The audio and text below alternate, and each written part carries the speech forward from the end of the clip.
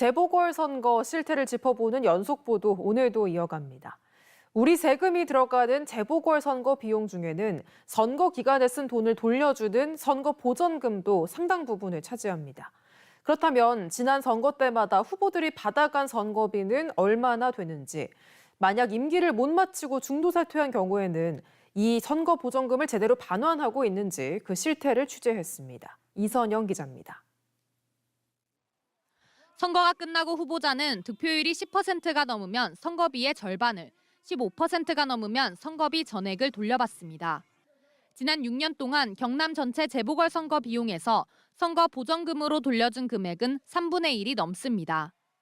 MBC 경남이 경남선거관리위원회에 정보공개 청구로 확보한 자료에 따르면 지난 2013년부터 지난해까지 당선이든 낙선이든 1,800여 명이 900억 넘는 돈을 받아갔습니다. 1인당 평균 5천만 원꼴입니다.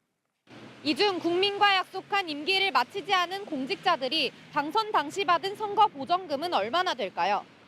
김경수 전 경남도지사는 20대 국회의원에 당선되면서 선거비 9천여만 원을 돌려받았지만 2년 만에 사퇴하고 도지사에 도전했습니다. 박원수 경남도지사도 2020년 21대 국회의원에 당선돼 1억여 원의 선거비를 돌려받았지만 국회의원 임기를 2년도 채우지 않고 도지사에 출마했습니다. 이번에도 경남에서 임기를 채우지 못한 선출직 공직자는 박일호 전 밀양시장을 비롯해 모두 6명.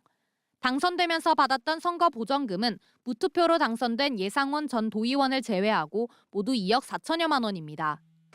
이들 중 선거법 위반으로 당선 무효가 된 최동석 전 김해시 의원, 김정숙 전 함안군 의원은 공직선거법에 따라 선거 보전금뿐 아니라 기탁금까지 5,500여만 원을 반환해야 합니다.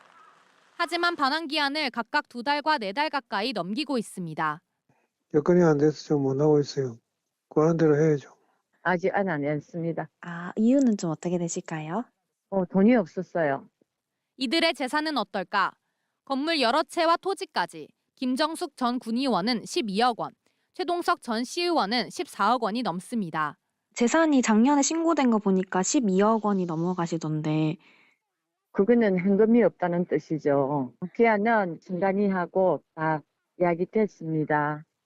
하여튼 그 경매 정리가 되고 나면 조만간에 빠른 시일 내에 정리할 거예요. 당선 무효일 경우 이처럼 받아낼 규정은 있지만 출마를 이유로 중도 사퇴한 나머지 4명에겐 선거 보전금을 돌려받을 규정도 없습니다. 다른 선거에 출마하기 위해서 중도 사퇴하거나 이럴 경우에 저희가 기탁금이나 보전 비용을 반환하는 규정은 없습니다. 경남선관위는 최동석, 김정숙 전 의원의 선거 보전금과 관련해선 관할 세무서에 징수 위탁을 해 압류 상황을 지속적으로 확인하고 상황에 따라 소멸시효 연장 재판을 청구하겠다고 밝혔습니다. MBC 뉴스 이선영입니다.